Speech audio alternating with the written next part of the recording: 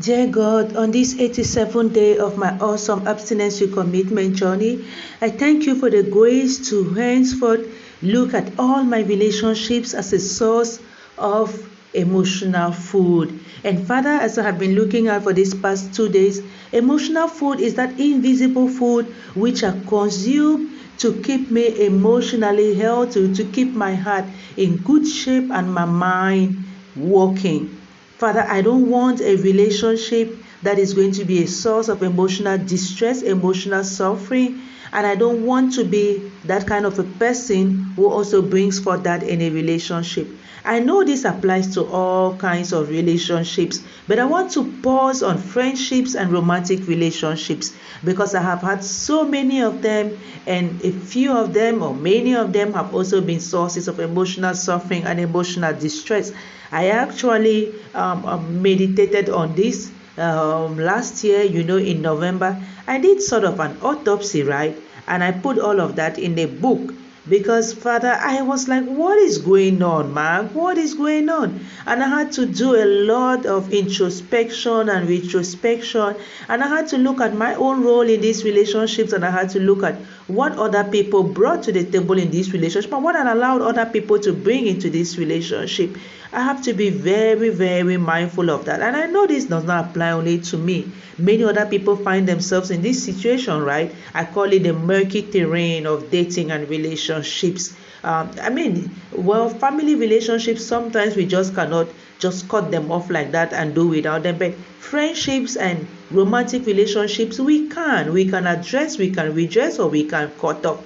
We have to be courageous enough to that point. I, in particular, and that's why I'm abstaining from sex and even from just putting myself all out there like that, because I really, really, really want to be so ready, and I want it to be your way and in your time, because I don't want anything that is going to stress me up, make me sad, make me anxious, make me angry, make me bitter, make me frustrated, make me depressed, all those unhealthy emotions. I'm a psychotherapist. I have to be helping people. I have to be good myself. I don't need anybody, either as a friend or as a romantic partner, who is going to add to my stress. And I remember when I turned 43, that was really like my birthday wish, my toast, my everything in my heart. I was like, Father, please. And that's why a few days after, or even on that day, when somebody came along trying to, this love bump and all kind of stuff me, it didn't even take a week for me to discern that, hey, this is a joker. I went up the mountain after 3 days of fasting and prayers. I came down with that clear message, oh, this is another one. So I was very quick to cut off. And I wouldn't mind if anybody cuts me off that way. I've come a long way. I'm still working on myself. I'm taking so good care of my body and everything. I don't want my heart to be troubled.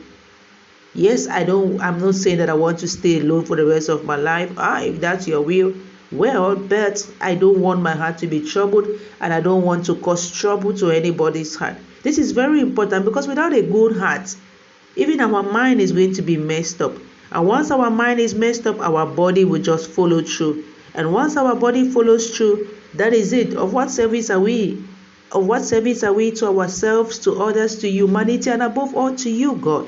So it's very important. And so I really want to thank you, Daddy, for bringing me this far, for teaching me all of this, that I have to be very careful of the ego, of envy, of anger, of ignorance, of fear. I have to get rid of all of them, and of any relationship that reflects these attributes, negative, toxic ones. I have to get rid of them. That's why even on social media, you see me, Papa, I cut down from 4,500 to less than 200, and I'm still thinking, some people have to go. I don't want to just have friends for having friends' sake. I want to have friends that can help me stay in a good zone, like the green zone. Or even when I'm in any other zone, these are friends with whom I can process this, and I can walk through this without feeling judged, without feeling shamed, without feeling bashed, without feeling bullied. And I want to be that kind of friend too. I want to be that kind of partner too. So I really thank you, Papa, because I know that you can help me, and that you can help many other people too. We want to be calm, we want to be happy, we want to be relaxed, and all of that. That's how I felt yesterday when I went to court and everything. And so I know it's possible because I have that relationship with myself already. And all of this is by your grace. Thank you so much, Daddy, for this week. And thank you so much for this awesome journey. Thank you so much for all angels on my path. Thank you for the few faithful friends that I have. And thank you for he who is also coming, to step into these shoes and going to be this wonderful source of emotional balance to me as a woman, right? And a woman after your heart, forever and ever. Amen.